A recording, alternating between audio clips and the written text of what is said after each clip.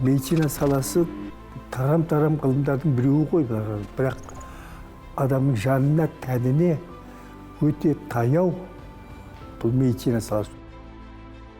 Сол кезде мен министр тұғымын. Дүниежүзілік денсаулық сақтау ұйымы кезінде адамзатқа денсаулық деген бағдарламамен үлкен конференцияны дайындады. Ол Всемирная организация здравоохранения ЮНИСЕФ-тің қолдауымен кеткен.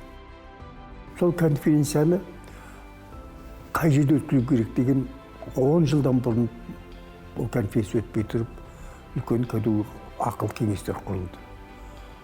Сонда ең соңында екі-ақ мемлекет қалды. Біреуі Өзбекстан, біреуі Қазақстан. ОЗ-дың, ЮНИСЕФ-тің, Европадағы тастарының бәрінің тексерістен өттік, елегізден өттік. Нет лучшего места для проведения международной конференции, чем Алматы. Бітті.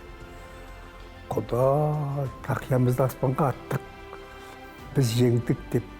Сосын ол енді қуанышымыз дұрыс. Бірақ сол жеңгеріміз баянды жеңіс бола ма? Сол конференцияны қалай өткіздік? Негізгі қорытынды сонда ғана шығады. Ташкентте емес Алматыда болатын бұл дайындалдық. Алматыда сол 12 күнге шейін болуға тиістінді.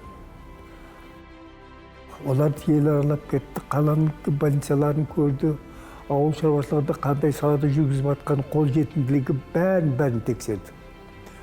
Тексеріп, сосын барып енді көріп, түгел бұл тамаша, нағыз тамаша көрсеткіш бар екен. Именно Алматы конференциясының бұл негізгі көрінісі осылай болсын. Сондықтан да Алматының конференциясына атады артынан. Ол нағыз ұлы конференция. Сол конференция арқылы ұлттың мүмкіншілігі, ұлттының танымал болуы дүниежүзіне ол сол конференция арқылы келетін болды. Ол енді болды кезінде біздің президентіміз алғашқы бастаманы қазақтың дүниесіне таныту жөніндегі өзінің көрсеткіштері, мысалы жасаған әрекеттері арқылы қазақты таныды.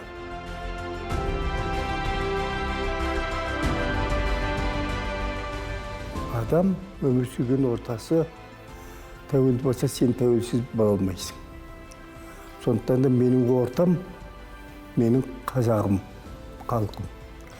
Қазағым тәуелсіз жағдайға келсе, мен тәуелсіз бола аламын.